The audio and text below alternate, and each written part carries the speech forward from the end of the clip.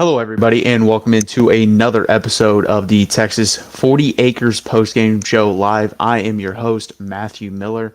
Thank you guys for joining me again on this beautiful Saturday afternoon, Sunday morning edition, basically at 11:14 Eastern Time if you're in the Eastern Time Zone. Texas takes out the trash, beats Baylor 38-6. Honestly, a game that I thought we should have controlled throughout, and we did. There were a lot of good things in this game. Still not a complete game, guys, because we'll get into that a little bit later. But before we do that, guys, can you please do me a favor? And if you're going to go to a college football game, why not save some money? Go to ticketsmarter.com, type in code BIG for $10 off a purchase of at least $100 or more, or type in code BIG20 at ticketsmarter.com for $20 off more of $300 purchase. You know, things are expensive, times are expensive. So go over to Ticketsmarter, save yourself some money. You're going to go to the game. Why not save money? And heck, if you don't want to save the money, you can use it at the game to get concessions, food, beer, whatever your choice of beverage is there. So go to ticketsmarter.com. Also, guys, can you please hit that like button? Please subscribe down below. It really helps building out this channel.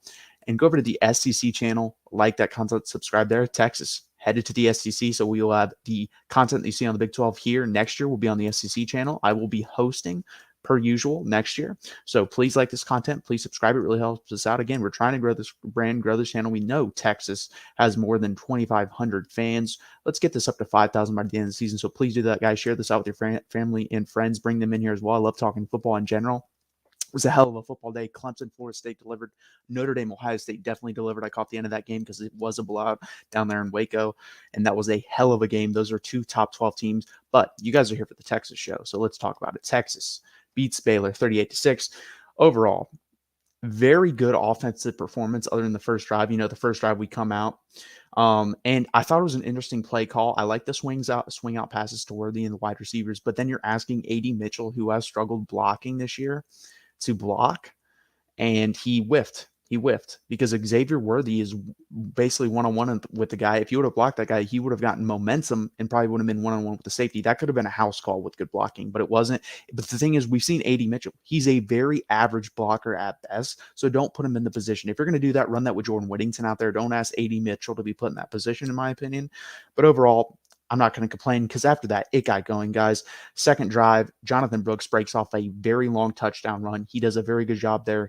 He had another 100-yard game. I talked about wanting to get him going last week versus Wyoming, getting a 100-yard game. He had another one this week. He has been very good starting the second half of that Alabama game. So props to him. Props to the offensive line. They're doing a good job. Again, on the defensive side, the defense has come out and set a tone, a tempo. We really like that. They've been punching teams in the mouth early. 2 sacks on the first drive. 2 sacks. So great job by them.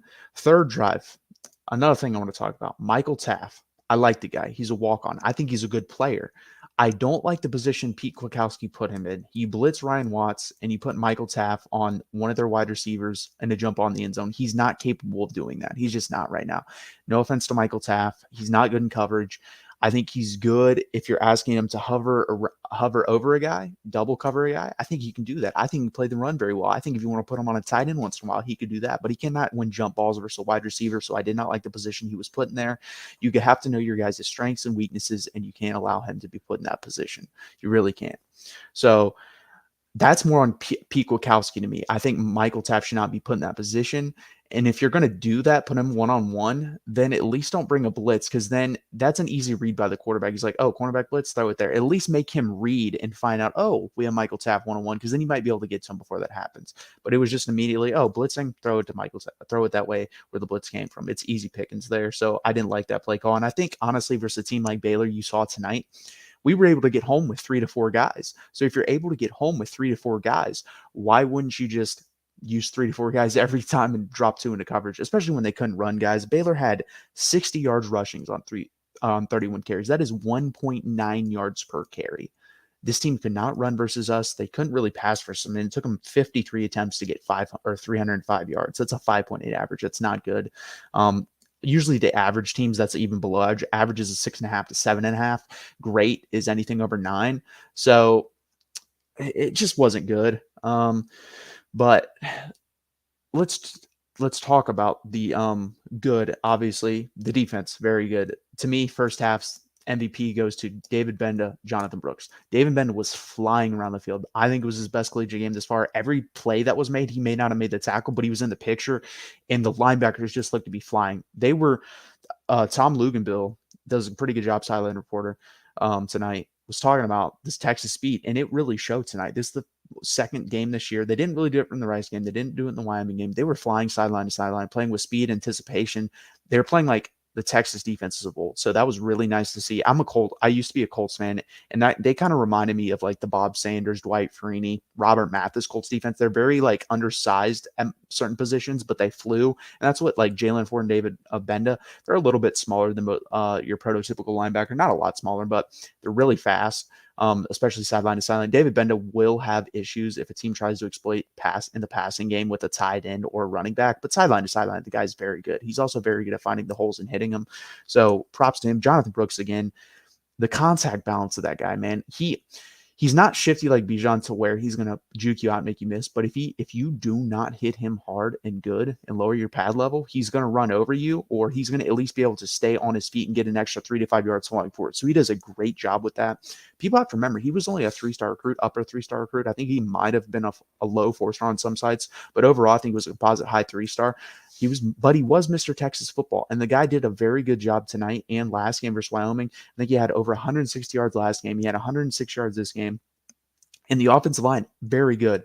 Something I want to talk about. At the end of the second half, or first half, there was like Quinn moved up in the pocket. I think it was either a sack or like 1 or 2 yard rush. And he got hit, and the guy kind of like stood over him afterwards. And you saw the offensive line gather around and start pushing that guy. I believe it was Matt Jones for Baylor. That's a big sign to me. That's one, the nastiness that we have on the offensive side of the ball, especially the offensive line, the will to fight for your quarterback. I think that's very important. I think you saw that with Alabama last week. I think people were talking about that with Alabama. Alabama just didn't want to play for the guy behind them. That's why they struggled with South Florida today, and why they could have easily killed Ole Miss. Ole Miss got lucky to score 10 points. It should have been 24-3, honestly. And that's the same thing we see with Texas. I think they really like Quinn Ewers. I think they've been taught very well by Kyle Flood, and I think they're just nasty guys up front. I think DJ Campbell's nasty. I think Kelvin Banks is nasty. I think Christian Jones is nasty. I think, honestly, Jake Majors is probably the nicest guy on the offensive line. And in years past, he would have been our toughest offensive lineman. So great job by Kyle Flood, Steve Sarkisian, by instilling toughness in these guys and just hard-mouthed, nasty football. I like that they allowed them to just basically run most of the second half to get a little bit of that nastiness out. So I love seeing that from those guys. Overall, again, good game. Quinn Ewers, let's talk about him. He had a fantastic game. 18 of 23, 293 yards, 1 touchdown, 0 interceptions. Honestly, he could have had more. If we just wanted to, guys, he could have been back there passing. His numbers completion percentage-wise would have been less than what it was tonight. I think that's, 84, 85%, 18 of 23. But he could have gone for, let's say, 20 of 27 for 350 and 2 or 3 touchdowns. He was diming it up tonight. He was very good. He executed the offense. He looked calm.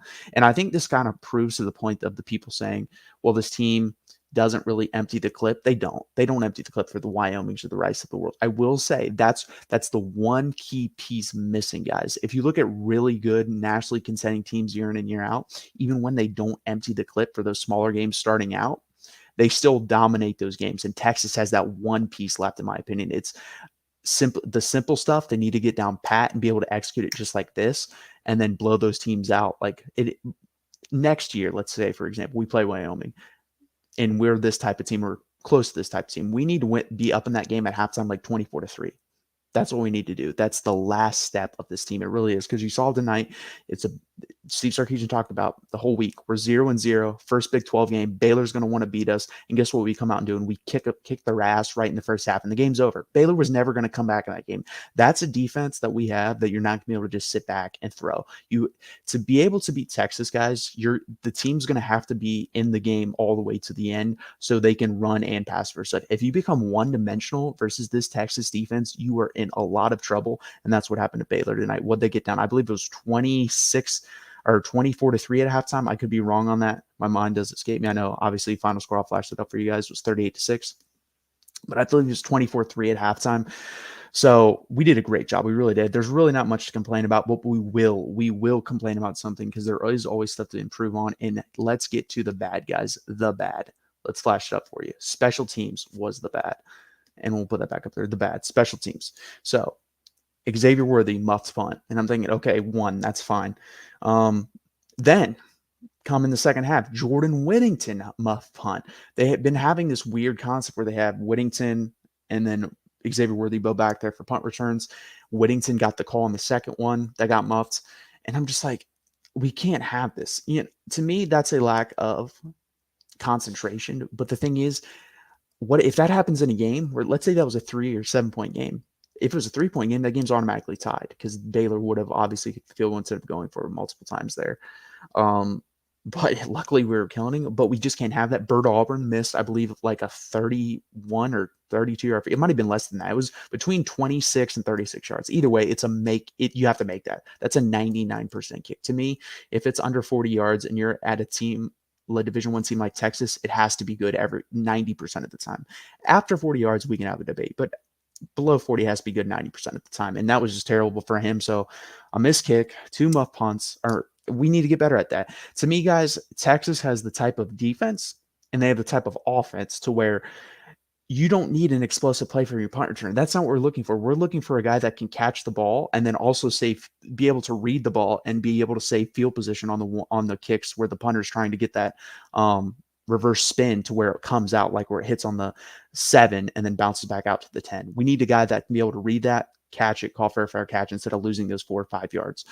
So that's what we need. I don't know how you can find that or if they're going to try to find it. I hope they do, but just get the guy back there that has the safest hands. And honestly, guys, it may be losing one of the best gunners in the country. Keelan Robinson may have to go back there and do that. He had to drop tonight too, but I trust his hands. He's had pretty good hands here with Texas. He's a great gunner and he's capable of blocking a punt anytime or even a field goal anytime, but I would way rather have him back there for punt returns. I think that's like you're maybe going to block 1 to 2 punts a season. To me, that's not worth it if we're going to lose multiple muffs. And so far, I think Xavier Worthy had another muff punt this year too. So his hands have been an issue. I mean, he had a trouble catching the ball last year, but that was because of a broken hand. But the thing is, you can't give him that excuse. He doesn't have a broken hand and he's still muffing punts. So to me, find someone that can catch the ball. They don't need to be explosive back there. They just need to catch it, handle it, and keep field position for this great defense and this pretty good offense. That's my opinion on that. But overall, not a lot to complain about. Jonte Cook got a catch in the second half for 51 yards. Overall, good game from him. A.D. Mitchell had 3 for 46. Gunnar Helm was actually used quite a bit today. 2 catches for 37 yards, was out there quite a bit too. But Jadavian Sanders, they talked about it. This dude just a mismatch. 5 receptions, 110 yards. The guy is special. The guy is special. That will go back to the good because he is definitely not bad. He's the biggest mismatch we have on a team. You can't put a safety on him. They're too small. You can't put a linebacker on him. He's too fast. So he's definitely the biggest mismatch we had. Overall, guys, the Big 12 is weak. We saw that again today. That crappy game between Iowa State and Oklahoma State. It's going to come next week, guys. I'm telling you, I have Texas and Kansas in the Big 12 championship game for a reason. That Kansas team is freaking for real. They will be ranked, and Jalen Daniels scares the hell out of me because guess what he can do? He will be the best passer we have faced, and it will be either the best or second best rusher. If you want to put Jalen Milroe ahead of him on that, that's fine. But Jalen Daniels runs circles around Jalen Milroe when it comes to passing the football. So that definitely scares me next week for this Texas team, obviously. So Jalen Daniels next week for Kansas scares me, and then Baylor scares me. So that's 2 really hard games. Oklahoma scares me, obviously. So 2 hard games back to back. Never know what happens in Dallas, but Kansas is a real threat, guys. And I really hope our fan base, and I don't think that we will. Most of the YouTubers, honestly, on Texas do a really good job and understand the circumstances and the situations and the teams we play. I think most guys thought we would win this game pretty easily. I predicted 37-17, so I wasn't that far off. Texas scored more touchdown. Baylor scored 1 less touchdown. So I think I did a decent job predicting this game. I'm not shocked. And I said the touchdown that Baylor would get would be a garbage time touchdown in the fourth quarter. They just didn't get in the end zone. He was so good on the Texas defense. But Kansas is going to be a real threat. They really are. And Jalen Daniels scares me. To me, you got to keep him in the pocket. You have to. I mean, he's a good thrower of the football, but he is dangerous outside of the pocket running and especially throwing. He's special, guys. He's an NFL player. He really is. And I said that. That's why I have him in the Big 12 championship game because of Jalen Daniels. That guy's healthy. They're winning 8+ games. I have him going to win 9. So he scares me, man. And right now I'm just checking Washington. 30-6 on Cal. Washington's very good. This is the year I was just talking with some of my friends. I wish there was a 12-team playoff. I really do. I think there's 10 to 12 teams that can win the national championship. I think there's 3 in the Pac-12. I think Texas is one of them. I think Alabama can still win a national championship. But they call a great game today, by the way, for Jalen Milroe. Just churn that out every week. Allow him to. He needs to get a little bit better on some things, but he's got the talent. He's got the talent. If you call that game plan, they will win a lot of games. But overall, good game by Texas. I have really nothing much else to say, guys. Like I said, no comments right now, but please keep coming back. Please hit that like button. Please subscribe. I want to keep churning this content out for you guys. You guys are fun to interact with, so please do that. Again, subscribe to the Big 12 channel. Subscribe to the SEC channel. Go over to ticketsmarter.com. If you have tickets, go over there. Use code BIG for $10 off, BIG 20 off a $300 purchase. Big is just $10 off for the $100 purchase. But anyways, it helps out the wallet a little bit, guys. So please go do that. Subscribe here, like I said. And next Tuesday, again, I will be here, 7:30 Eastern time. Please hit that like button. Please hit that subscribe button. We will be breaking down Kansas. We will also be going, I will rewind, watch this game like I usually do back, the Baylor game, and talking about more in depth about this game. Obviously, my eyes can only see so much. Watching it for the first time, I get a little bit more glean the second time. So overall, Texas 4-0 for the first time in a long time. I know we were 3-0 for the first time since 2012. I don't know when the first time we were 4-0 was. My guess is probably 09. That'd be my guess. 2009, maybe 2012 again. Maybe that team started off 4-0. But overall, guys, nothing much to complain about in this game. Special teams, again, needs to be better. But Byron Murphy, fantastic. David Benda, fantastic. Jalen Ford, another interception, fantastic. Quinn Ewers, good. Jonathan Brooks, very good. Jatavian Sanders, very good. Special teams just has to be better. If special teams was good today, guys, we probably win this game. Like, it would have been 41-3 probably. And it would have been our most complete game in probably 2 or 3 years because the offense was good and clicking. The defense was clicking like usual. If the special teams can just get dialed in and this whole team can get dialed in, this is definitely a top 5 team in college football, in my opinion. From what I've seen, it is. That Notre Dame and Ohio State game was very good, and I think we could beat both those teams on a neutral field. I really believe that. So I think we could have a special season, guys. We just have to get little things down, get the little things down, and this team can be very, very, very special. And I don't think there's a team on our roster, or I mean, a team left on our schedule that should beat us. There isn't. I don't think Oklahoma should beat us. I just watched them play Cincinnati, and they struggle mightily. Cincinnati's a good defensive line. Our defensive line is deeper and better than theirs. It is. I think Cincinnati is the second best defensive line in the Big 12. I think we have the best, and we have more of what they have too. So keep that in mind. I think I'm never going to predict the Oklahoma game 2 weeks in advance because there's so much going on. Injuries could happen. That game's always crazy no matter what. So it's going to be interesting. But, guys, it could be a special season. Let's just enjoy the ride. We're 4-0 for the first time in a very long time. We beat Baylor on the first time or the last time in this rivalry, as they would say down there in Waco. It's not a rivalry. We lead the series by a lot. Even they've posted since 2012. We're 7-6 versus them. Now 8-6 since 2012. That's our worst, 12 years of football, and we've beaten you more than you've beaten us in our worst 12-year stretch. So it's not a rivalry. It really isn't. It's nice. I knew if we played our B game, we'd beat this team by two to three touchdowns, and we did that, guys. We played a good game overall. I would give us, honestly, a B+. Special teams, again, it's the one weakness. But, guys, I think I've touched on everything I can touch on so far. So please hit that like button. Please subscribe down below. It really helps us out. I will be back again, 7:30 p.m. Eastern time, Texas Tuesdays, every Tuesday, as in the name. So please hit that like button. Please subscribe down below. Go over to the Big 12 channel. Hit that like button. Subscribe. You guys are awesome as usual. Hook 'em, guys. We are 4-0 for the first time in a long time. And enjoy this. It is fun to win football games like this.